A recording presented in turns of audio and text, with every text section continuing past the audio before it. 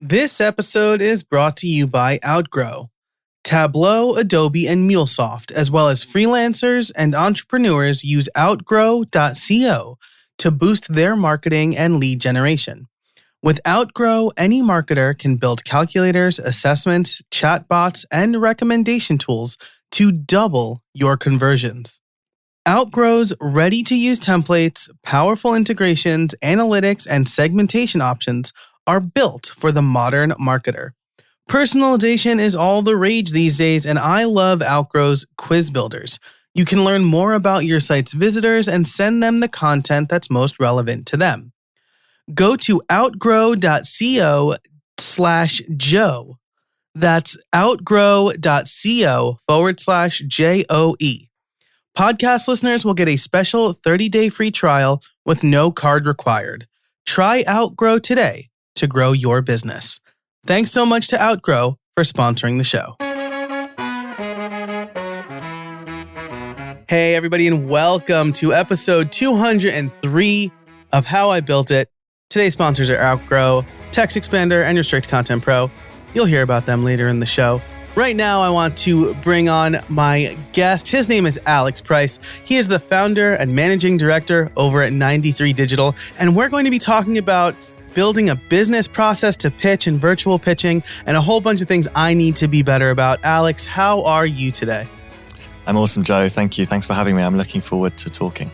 My pleasure. Thanks so much for coming on the show. So, this has become a bigger thing in the last year or so, with events being canceled. That's generally been my biggest lead generator. As I go to conferences, I meet people, I speak, and I network that way. My networking has suffered a little bit. This podcast has certainly helped keep it going. But so you reached out to be on the show and you mentioned virtual pitching, and I was all about it. So I'm excited to talk about that. But before we do, why don't you tell us a little bit about who you are and what you do? Yeah, of course. So as you said, I'm Alex Price. I'm the founder and MD of 93 Digital. So we are an enterprise WordPress agency based here in London in the UK. We specialize in delivering kind of UX-centric design development projects built on WordPress. So we tend to take projects through from start to finish, all the kind of discovery, definition, strategy type work into the UX design development, all the project management. So kind of end-to-end delivery of WordPress-based projects. And for a bit of a mix of clients, but we actually have a few kind of sectors and verticals that we specialize in working with. So the biggest one for us is probably the B2B technology space. So a lot of B2B tech, software, SaaS type companies is one of the kind of main verticals that we work with. And actually, I think when we dive into kind of building new business processes a bit more, I'm really big on that, like vertical industry specialization as being a really key thing, I think, for agencies and freelancers to get right. It's all really good to be great at WordPress in itself. And then there's kind of that extra magic layer that I think sometimes you need on top, which is, we've been there and we've done it before for clients just like you, which I think can be pretty powerful. So yeah, we're a team of about 25 based in London, obviously all working remotely at the moment with everything that's still going on. Our office is closed, but split across the usual roles of UX design, project managers, developers, digital strategy, some SEO, that kind of thing.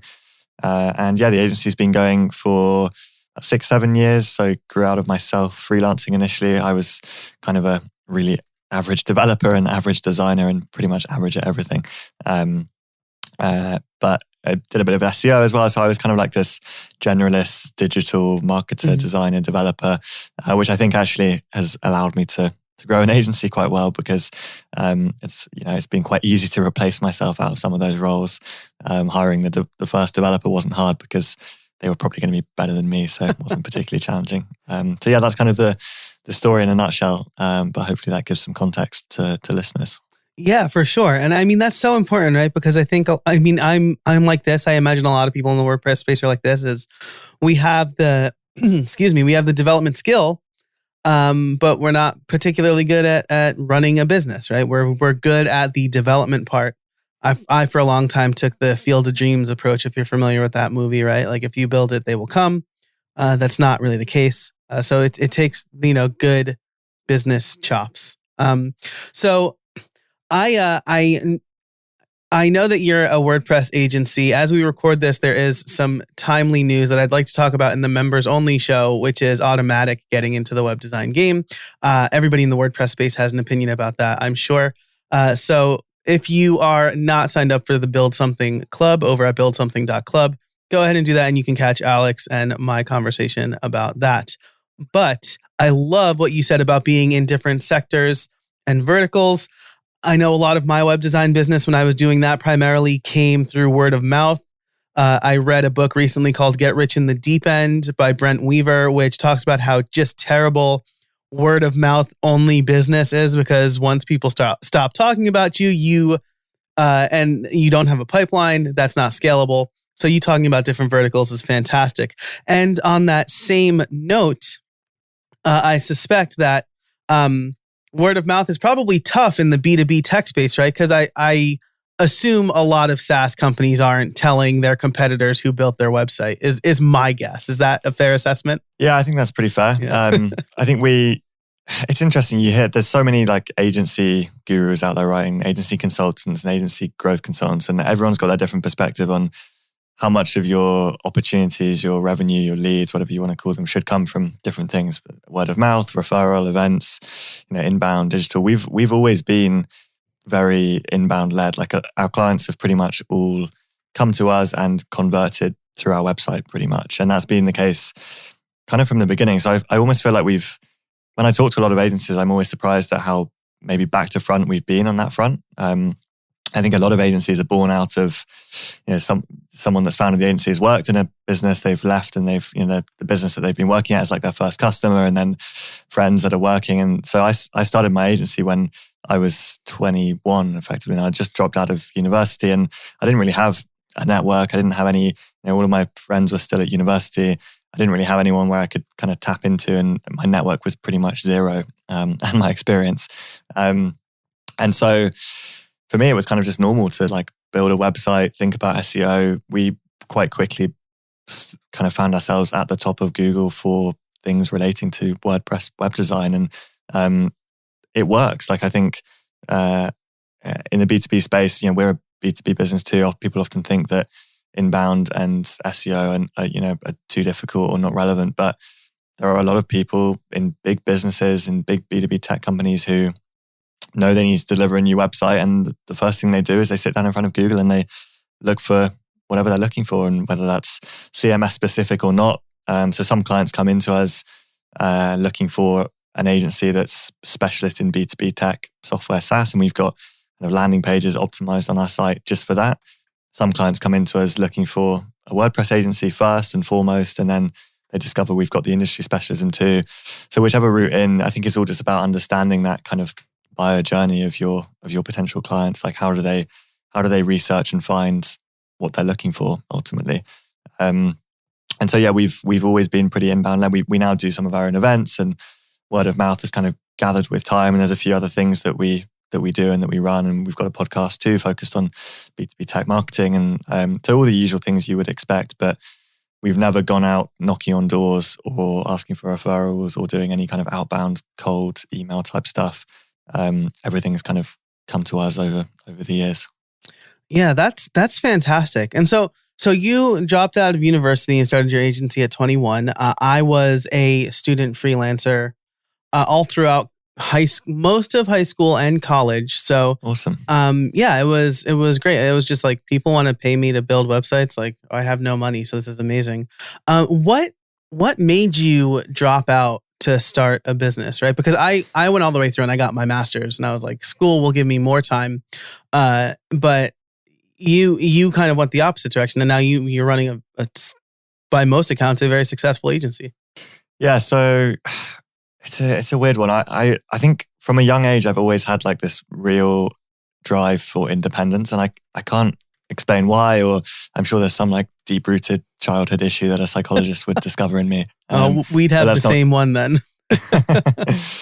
But I think I always had this kind of striving ambition to be able to like support myself for whatever reason, not to be dependent on even my parents for any kind of financial support or whatever. And I think part of that was also that my dad has always worked for himself. And so for me, growing up in a family where my dad was self-employed was actually way more normal than getting a job. Like the idea of going to university, filling out a CV and then applying to places was actually, although it sounds crazy, it was actually more alien to me than freelancing or working for myself. It was just, looking back on it now, it was weird, but at the time it was like, that was just normal life. That was almost like the route I was going to follow to some extent. And weirdly, I have a twin brother who's gone down a very corporate route. And so maybe that's not, he works actually for Boeing in the aviation space. So he did engineering at university and stuff and followed a very different route. So yeah, I can't explain it fully, but I think I just, I always look back. I'm actually, I kind of say to people that I think if I'd stuck at university and had the patience to keep studying, I'd probably end up being like a doctor or an architect, or like I've got one of those brains that loves both the creative and the technical side of things in life in general, and a strong appreciation for both. But I was just raring to go. I wanted to make some pocket money, basically. I think I had an argument with my mum who was like, if you want to go up to London and see some friends, you need to help me clean the windows or something stupid like that. And I was like this stroppy 15, 16-year-old. I was like, I don't need to clean any windows. I can support myself. And I literally signed up for accounts on like, at the time it was Elance, which I think now is part of Upwork and People Per Hour and like freelance job sites. Codable didn't exist back then, but Codable is a freelance WordPress developer job site now. And I just started doing bits of work, and I literally started at the very bottom of the ladder. It was like £7 an hour. What's that, like $10 an hour doing tiny changes to websites. And I've kind of stopped on every rung on the ladder on the way up. So I've gone from £7 an hour to £200 projects to £2,000 projects to £100,000 projects and like everything in between. So it's been, but I think that's also been really good for me to experience and to see, to work with every type of client that's out there, from huge enterprise down to, one-man business. So yeah, it's been quite a journey, but not one that, I did 1 year of university and I loved the experience, but I just got to a point where I was like, I was turning down work and I felt like I had to give it a shot, and I had to go in, kind of all in on growing the agency. Yeah. Wow. That's amazing. And again, I'm similar in that we kind of started young. It sounds like you're maybe a little bit younger than me. I'm 35.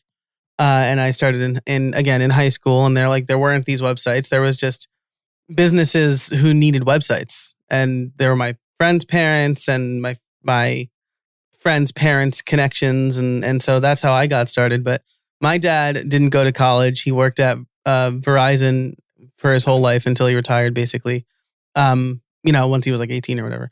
And he like discouraged me from starting a business because he took the pension /401k job security route. And, that said, when I did strike out on my own, even like with a wife and kid, full time, he was supportive and like gave me my first seed money and whatever. But that's awesome. I always think if I tried to do this at a later stage, so I turned 28 on the weekend. So happy birthday. I'm at a stage. Thank you very much. I'm at a stage where I have a girlfriend, but that's pretty much it. And like in terms of dependencies, kids, I been fortunate to be able to buy a flat and have a small mortgage and stuff. But I'm relatively kind of independent. I always think to myself, like if I got to 35, 40 years old, having spent my whole career working in big corporate and then tried to take that jump, I think that would be really tough. Like I don't even know whether I would have that in me. I think being able to basically start in my bedroom at 16, 17 years old and just go very slowly, have no expenses, be living at home, be living at university. That was a very easy, gentle way of easing into what can be quite a weird way of life, right? And I think as well as anyone that it can be tough. So yeah, I have a lot of respect for anyone that goes down that route. I think to some extent, weirdly, even more so when they move away from the safety of something that they've got, as you say, the 401k and the job security that comes with a more corporate life. This episode is brought to you by Restrict Content Pro. If you need a fast, easy way to set up a membership site for yourself or your clients, look no further than the Restrict Content Pro WordPress plugin. Easily create premium content for members using your favorite payment gateway, manage members, send member-only emails, and more. You can create any number of subscription packages, including free trials and even free tiers. But that's not all. Their extensive add-ons library allows you to do even more, like drip out content, connect with any number of CRMs and newsletter tools, including my favorite, ConvertKit, and you can integrate with other WordPress plugins like bbPress. When the Build Something Club comes out later this month, you can bet it's going to be using Restrict Content Pro. I'm a big fan of the team, I'm a big fan of the tool, and I know they do fantastic work over there. If you want to learn more about Restrict Content Pro and start making money with your own membership site today, head on over to howibuilt.it/RCP. That's howibuilt.it/RCP to learn more and get a special offer for listeners only. Thanks so much to Restrict Content Pro for supporting the show. I promise we'll get into virtual pitching soon, but I think this is important because we kind of we have similar paths in that we're both self-employed, but we had very different approaches. And I was definitely self-employed right after grad school, basically until I was about 26, and I realized I needed health insurance, which is much harder for self-employed folks to have here in the United States. Okay. And then after I got married, I just was generally unhappy in my secure job. Agency life can be demanding, depending on the kind of work you're doing. And my first kid, my daughter, was born, and my wife was super supportive. And also my wife is employed as a nurse, so she had health insurance. So I mean, there's a lot of things to think about depending on where you live, but having that support system was incredible for me, both my parents and my wife, of course. So anyway, all right. So that was the fun sappy segment. Let's talk about pitching, because you also said something else in there, which was most of your leads come from your website, and that people Google and they come to optimize landing pages. So the first question I want to ask you is, you called yourself a WordPress agency. I have generally argued that most clients, at least most like freelance small business clients, don't even know what WordPress is or don't generally care about the platform. It's a little bit different on the enterprise side, right? Because maybe you have people doing research and understanding like what works into their bigger picture. But do you find a lot of your clients ask for WordPress? Yes, I think our positioning and our tagline is literally the London WordPress agency, means that we get very few things which aren't already decided on WordPress. So even if it is a big enterprise client, some of them might be considering a few different things. Like it's every now and then we'll get an RFP or a brief that comes in that's, we're considering open source CMSs generally, whether that's Drupal or WordPress, or they might be looking at a Kentico or some kind of .NET or other type platform. So some of them are quite open but serious about at least considering WordPress. Other than that, I'd say probably, I don't track it, but over 90% of what comes our way has already decided on WordPress. And I think that's just, that's our positioning. It would be almost strange if someone got in touch and didn't realize that we were so focused on WordPress. So that kind of helps. I guess you could argue that, like, what are we missing out on higher up the funnel? Like, other opportunities we're missing who need persuading that WordPress is the best CMS for them. And my response to that is like, right now we're busy enough and growing fast enough with people that already know they want to use WordPress and don't need persuading of the benefits. Why do I want to work 2-3 times as hard to win an opportunity, trying to persuade them that WordPress is better than Drupal and all the usual debates that can be had when plenty of stuff comes our way that is already decided, right? So I think the pool of businesses that know they want to use WordPress is large enough for there to be a lot of opportunities out there.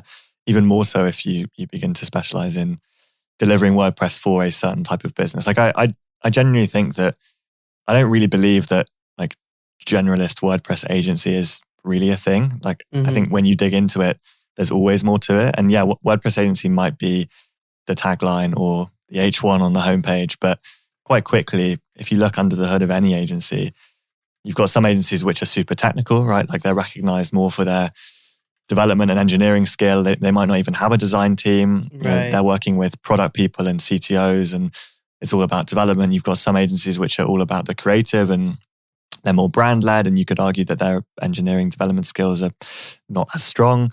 You've got some agencies, which I think we are, which is more kind of marketing focused, at least in terms of outlook. Like I view what we do as delivering marketing results ultimately, and WordPress is just a way of getting there. Like every single person that gets in touch with us is a marketer, VP marketing, CMO, digital marketing manager. Every single email signature has one of those job titles in. So when you zoom out, you're like, hang on, we're a WordPress agency, but what are we doing? We're delivering marketing outcomes for our clients. So I think any WordPress developer or agency needs to think about like where are we best suited to working? Who are the type of clients we're regularly working with? Where are our case studies strongest? Because I think when you can elevate the conversation from just we're really good at WordPress to we're really good at WordPress for businesses like you, and here's the evidence to back it up, and here are the case studies, and we understand your pain points, and we understand, in our case, the B2B technology buying process, and we build websites that support that process.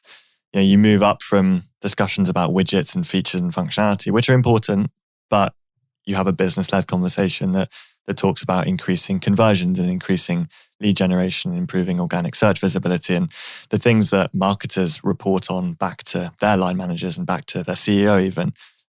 So yeah, there's a lot of different ways of kind of slicing things up, but I don't think that WordPress agency in itself is really an accurate description for any agency really, which might be a controversial perspective, but hopefully it makes sense. Yeah, and I think it's a good one to have, right? I mean, because what you mentioned, it kind of reminds me of like you go to a restaurant, right? And you can go to a restaurant and you can order a steak anywhere, right? But the restaurant, the steak that you get at Applebee's is not going to be as good as the steak that you get from like Ruth's Chris or some well-known steak joint, right?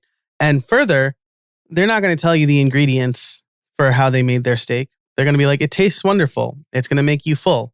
It's going to pair really nicely with your favorite wine. Those are the things that people care about. They don't care like, oh yeah, we're going to use like React.js to build this block specifically. Like no one really, that's developers care about that. But exactly, clients, yeah. And they're two hugely different discussions, different processes. And I think that's the thing. Like some WordPress agencies, they are talking about React to their client. But like, when I think about agencies like Human Made, for example, who you may have come across, who are, they're engineering focused. Like they solve some really big technical challenges at scale for big publishers. They might be working with marketers some of the time, but I imagine they're working with product owners and CTOs and people that care about quality of the React code and stuff. And I'm not saying our clients don't, but as you point out, they rarely even know what it means, let alone understand why it's important or the difference between these things. Yeah, exactly. I mean, and I've said the same thing to plugin developers. I look at a plugins website and they're trying to sell plugins and they're like, built 100% with React or whatever. And I'm like, are you trying to sell this to other developers? Because if you're trying to sell it to like regular WordPress users, they don't know what that means. Tell them the problem it solves. And so we're talking about, right, like who you're talking to. You mentioned positioning specifically. I think a lot of WordPress freelancers, small businesses are afraid to niche down because they think they're going to exclude people. But what you said is maybe not the opposite, but it'll have the opposite effect, right? Because you're telling a specific group of people, I can solve your problem. 100%. And I completely agree. And it took me a while to get comfortable with this because it feels like completely the wrong thing to do. When you're an entrepreneur working for yourself, trying to grow a business, you want the pool of people that you work with naturally to be as wide as possible, right? Mm-hmm. And so narrowing that down so it's super focused feels completely alien. Like it feels like a crazy thing to do. But when you then realize that your conversion rates and the way in which what you do lands with the people you're talking to so much more effectively, and the cost of the projects, the budgets that you can work with goes up so dramatically with that as well, that having a small percentage of a market, which is still thousands of businesses. Like I would challenge any agency, freelancer, whatever, to pick an industry, pick a location and narrow that down, and then narrow it down a bit further, and then narrow it down based on, size of company, based on headcount, or, there's all these tools out there where you can shortlist companies, right? no matter how deep you go, like you're going to end up with a company list in the hundreds minimum. And I'd feel a lot more comfortable creating all of my blog content, my website, my messaging, my outreach, suddenly once you've done that, like everything falls into place behind it. You know exactly which events to show up to, you know exactly which podcasts to listen to, which webinars to watch or attend.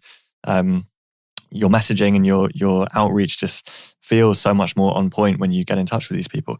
I can't even explain how much stuff just falls into place when you take that approach, versus sitting down in front of the computer and going, okay, so we worked with a charity before, we've worked with a lawyer and an accountant. You like, and I remember this feeling of just being completely lost as to like, where do I like, how do I grow this business when I could work with anyone, anywhere? And it's an impossible question to answer. So yeah, it pains me when I see so many like small agency websites who are 4 people and it's on the homepage, it says, not even WordPress agency. Like I should say, WordPress agency is a step in the right direction, right? Like it's specialist right, yeah, at least specializing, to a certain perspective. Yeah. It's even worse when it's like full service agency and then they list like every service under the sun. And then you go on their team page and it's like 4 of them and there's a profile photo of their dog as well to try and make it 5. And you're like, you can't be a full service agency with that many people. Like it's just impossible. And to back this up, when I try and explain this to other agencies or people that I'm talking to, I can tell you now, like pick any big agency and I'll be able to dig into their history and go back to when they first started and they were 10 people, they were 20 people. And I guarantee you, nearly always, that unless they were born out of some huge company and had huge amounts of investment to begin with, that their roots will be super, super niche, or niche, as you guys say in the US.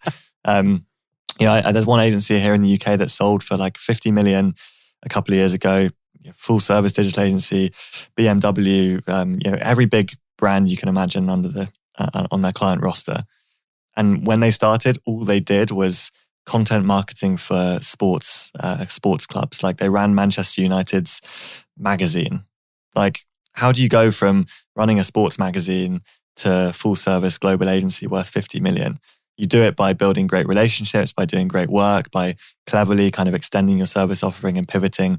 But you do that over years, gradually, through acquisition. So they did acquire some other agencies. So nobody wakes up full service agency on day one with a team of 3 people and can deliver everything. And marketers or whoever your persona is can see through that. Like they'll go on your website and they'll say, God, you do everything and you're 3 of you, like we need specialists. And that's the marketing world, at least for us now, is working with specialists is more important than ever.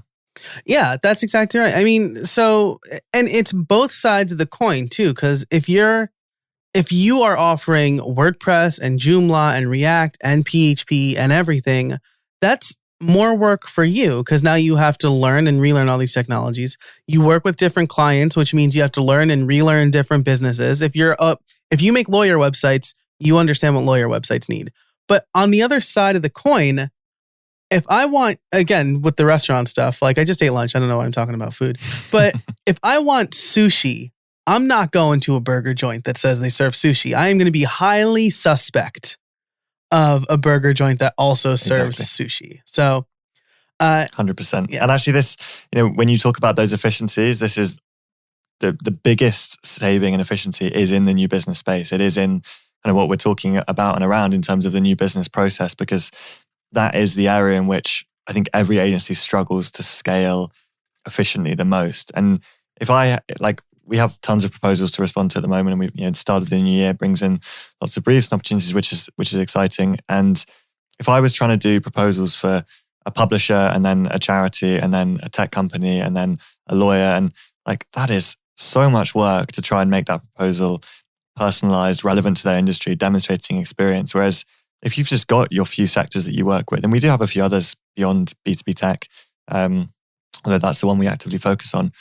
we can deliver kind of almost like 100 slide presentation decks, which feel super relevant to the client in kind of like 4 to 8 hours of work, with the deck being maybe like anywhere from 60 to 80% ready to go, because we know that those clients are going to come to us with very similar lists of requirements, pain points, challenges, and objectives. Yeah, yeah. So the testimonials from similar businesses, things like everything, that. case studies, like you can just go on and on. It's ready to go. So that's that's where it's changed the game, I think, the most for us is the new business process side of things and being able to scale that.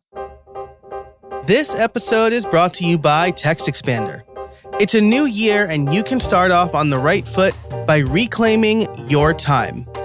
With Text Expander, you can save time by converting any text you type into keyboard shortcuts called snippets. Say goodbye to repetitive text entry, spelling and message errors, and trying to remember the right thing to say. With Text Expander, you can say the right thing in just a few keystrokes. Better than copy and paste, better than scripts and templates, Text Expander snippets allow you to maximize your time by getting rid of the repetitive things you type while still customizing and personalizing your messages. Text Expander can be used in any platform, any app, anywhere you type. Take back your time and increase your productivity in the new year. And let me just say that snippets is not all it does. With advanced snippets, you can create fill-ins, pop-up fields, and much more. You can even use JavaScript or AppleScript. I can type out full instructions for my podcast editor, hi Joel, in just a few keystrokes. Another one of my favorite and most used snippets is PPT. This will take whatever text I have on my keyboard and convert it to plain text, so I'm no longer fighting formatting. Plus, if you have employees or contractors, you can use Text Expander to manage and share snippets with them, so you all get it right every time. I've recently started sharing Text Expander snippets with my virtual assistant. This year, how I built it is focusing on being productive while working from home. Text Expander is the perfect tool for that. Plus, they're providing resources and blog posts to help you make the most of their tool and be productive. Text Expander is available on macOS, Windows, Chrome, iPhone, and iPad. If you've been curious about trying Text Expander or simple automation in general, now is the time. Listeners can get 20% off their first year. Just visit textexpander.com/podcast and let them know that I sent you. All of this talk might have seemed irrelevant to virtual pitching, but it's all so integral to it because you are building your pitch by niching down, right? So you should niche to build your pitch. There we go. There's the tagline for this episode. So let's get into the title question here. How did you build your virtual pitching process, right? Because again, like I said at the top of the show, networking in-person events is a little bit easier for me. You said most of your leads come through your website. I assume most of your pitches or all of your pitches are now via Zoom or some video conferencing. Yep, definitely. So yeah, I think we've, new businesses, you've probably heard from everything I've just said, has been like definitely a journey of exploration and like it's still improving. And even today I had a call with some of the team about how we can get them more involved in the new business process. So it's a constant evolution.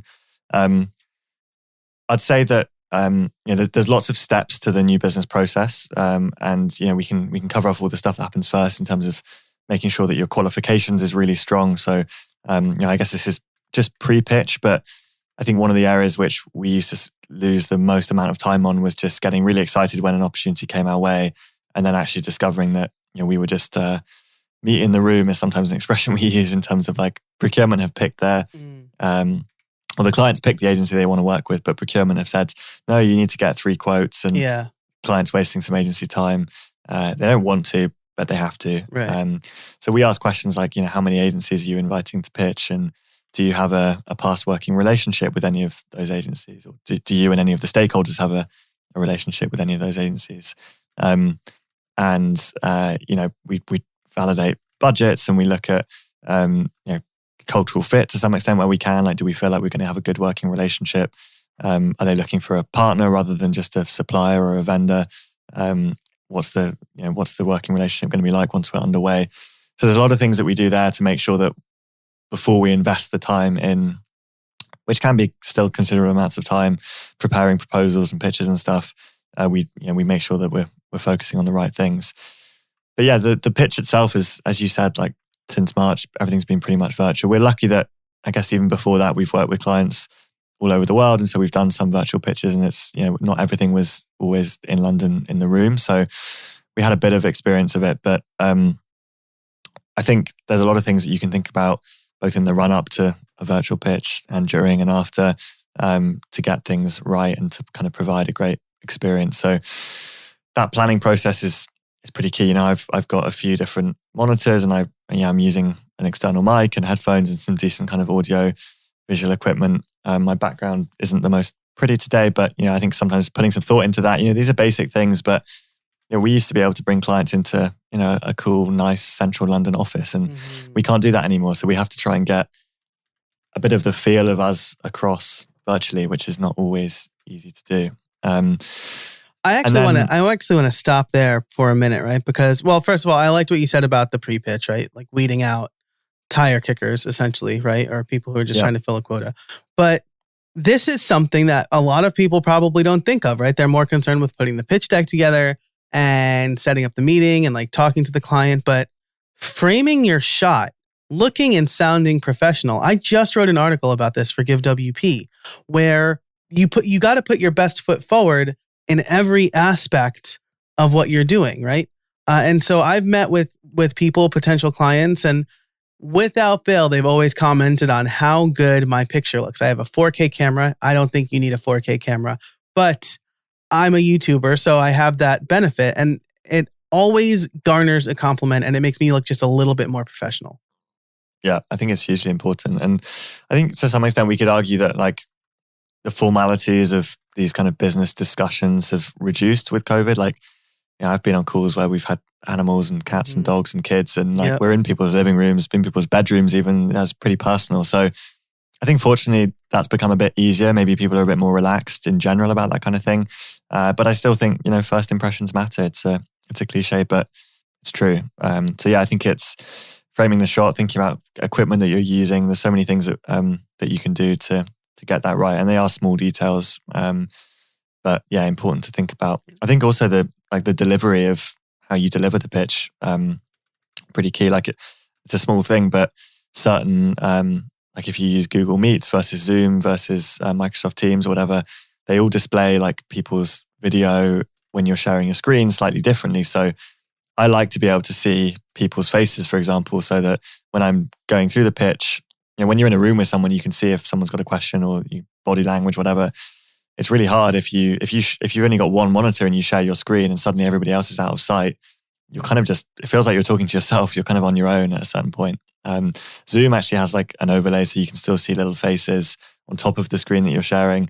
But I tend to have either a couple of screens, or I've also got an iPad on a stand that I can have my deck on the background. Because another challenge is that if I was going into a client's office, I might be able to have my notes on my laptop screen, but then the presentation on a separate screen. Whereas when you're sharing your screen, you don't have your notes anymore. You don't have any like of your one screen is your one screen. That's what the client sees. And so there's all these small things which can throw you off course. I think fortunately now, like I tend to pitch without using notes, and I'm kind of just used to a lot of the decks and the things that we talk through. But you can get caught off there. I think one of the horror stories I heard was someone sharing their screen, and then I think trying to chat with their team through Zoom during the pitch and accidentally messaging everybody. You know how you can message one person or everyone, and they shared like a message about the client or something on. So not great. So small things. Yeah, that's actually another good thing to think about, right? You're always going to have, if you have a team of people, you're going to have back channel talk. Don't make the back channel talk in whatever you're meeting on, right? So if you're meeting on Zoom, back channel with Slack. Yeah, WhatsApp or phone or something separate. Like ideally keep it off your screen even, because even Slack can pop up with notifications. Yeah, right. But that's another good tip. Like make sure you share ideally just your, I use Google Slides for all of our pitch decks. So share just the browser window, not the whole desktop, because then if something does slide in, if your mum phone gives you a phone call to say hi in the middle of the pitch, then it doesn't say mum with a heart sign in the top right of the screen. Yeah. All those kind of embarrassing things that can happen. So pretty important to think about. If you're a Mac user, there's a great app. I think it's called Plim, Plimm. I'll link to it in the show notes over at howibuilt.it/203. But it's just, you you turn it on and it kills your notifications. It changes your background. It hides your icons, and it hides most of the apps, right? Except for the ones you're actively using. So stuff like that. This is interesting because I didn't think this is where this conversation was going to go. Maybe in the member show we could talk gear real quick too. But this is all really important stuff, right? Because I'm going to ask you about tips for listeners too. I'll give you an opportunity to kind of wrap up your virtual pitch ideas. But so far we've talked about, like your messaging and positioning needs to be important to generate leads. And then when you deliver the pitch, put your best foot forward, look as best as you can and be as professional as you can while not being in the room. And those small details always come through, whether the client like realizes it or not. Those small details will leave a better impression in their mind.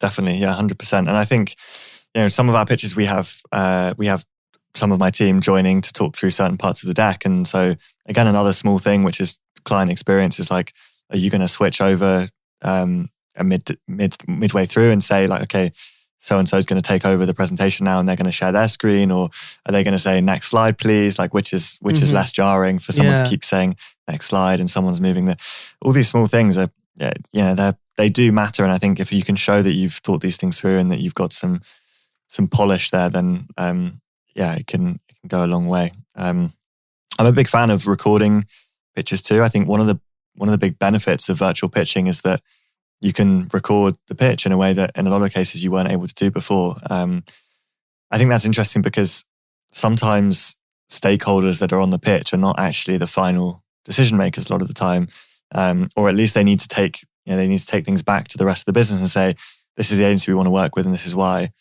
And that can be hard. And so recording a pitch is almost like the ultimate piece of like internal sales enablement collateral, because you can send them through a link and they can go send their CMO an email or their CEO or whoever it is and go, we want to work with this agency. Here's a recording of their pitch if you want to check it out. Job done in a way that you couldn't do a lot of the time before. Yeah, that's fantastic. And like with Zoom or like I do a lot of stuff on Ecamm Live, like you can queue up a video, right? So you can switch from you talking to the client. Yeah. All right, we're going to switch to our pitch now. We'll take questions after the pitch and then just switch to the video, right? And then kind of talk internally with your team. And once it's over, reconvene. That's so great. I love that. Yeah. Awesome. So we are coming up on time here. Man, we went deep on a lot of things. I really like it. So let's say we've convinced the listeners, okay, I need to be better about virtual pitching. I need to be better about not just relying on word of mouth. What are a couple of tips for listeners that you would recommend? I would say invest in process. So I have a strong view that agencies are like naturally, intrinsically unscalable businesses. Like to scale an agency is going against like a lot of the forces of nature. They're people intensive, and the more people you throw into any mix, the more crossed wires, confusion, room for error there is. Like this is not, if you're scaling a SaaS business, you can have 10 developers serving 1,000 customers and 12 developers serving, 100,000 customers. Like there's these efficiencies that unlock. Agencies don't do that. For every, $5,000 of revenue you want to do, you probably need another human being on the team. Right. And so everything for me about growth is about process, like templating things, investing in checklists, like all of that stuff, which you don't want to stop people from thinking and engaging their own. You don't want to stop them from using their own brains to make decisions. That's important. But you want to find this balance where there's enough structure and framework for people to move things forwards in a way that's going to deliver quality and a certain degree of scale. So for me, new business is one of those areas. I think you need to treat new business and pitching and everything related to it like you would treat any other part of an agency. Development processes, design processes, project management processes. New business shouldn't really be any different. So I think, investing in the process side of things is probably my big takeaway on the pitching side of things. I like that. That's really important, right? Because you need to document. It'll make onboarding new employees easier too. So, exactly. Yeah. Good point. Yeah. So I think that's really important, and I think that's as explicit as you need to get, right? Everybody's going to have a different process. I will link to Shannon Schaefer's episode from last year. She talks a bit about her process specifically. But it's going to be different for everybody. And I'm learning that. I just brought on a virtual assistant. Awesome. And so I'm trying to create better processes with her. I have a podcast team that I've created a process with that makes this whole thing very efficient for me. So I think that's really great. As we wrap up here, I do need to ask you my favorite question, which is, do you have any trade secrets for us? It's a good question. I was going to say that, and I feel like we've kind of covered this to some extent, but I'll double down on it, which is just that I think specialization beats everything when you're an agency. I just think proposition and service offering and specialization is just key to absolutely everything. And I think it always makes me a little bit sour when I see so many agencies that have great people, great talent, great skills, but they just can't talk about it. They haven't wrapped it up in the right way. Website is poor, marketing messages are poor, and I think it's the key to agency growth is really, really nailing that down. And obviously, you need to have strong delivery and all the other things that matter underneath it. But that first impression of this is what this agency does, and they're really good at it, is what it all comes down to for me. Yeah, I think that's great, and I'll add my own little trade secret here, which is if you are working with B2B tech or anybody who has like considerable competitors, if you land one of those people, their competitors will want the same thing, and they'll probably seek you out to do that as well. So definitely. Yeah. So awesome. Alex, this has been fantastic. Again, we are going to talk about two fun things in the members only show. That's automatic getting into web design and maybe a little bit of some of the hardware that you're using to manage these things. But before we do that and sign off, where can people find you? So I'm on LinkedIn, Alex Price. If you type my name in, I'm sure it will come up with a link to 93 Digital. Twitter, I'm at Alex Price, which you can link to because it's a weird username, but I think ALXPRCE, missing a few letters. Or feel free to drop me an email if you like. It's just alex@93digital.co.uk. I always like connecting with other developers and freelancers and agencies and stuff. So always good to talk with others that are in your community. Awesome. I will link to all of that and more in the show notes, again, over at howibuilt.it/203. Alex, thanks so much for joining me today. I really appreciate it. Thanks for having me. And thanks so much to our sponsors, Outgrow, Restrict Content Pro, and Text Expander. Thank you for listening. And until next time, get out there and build something.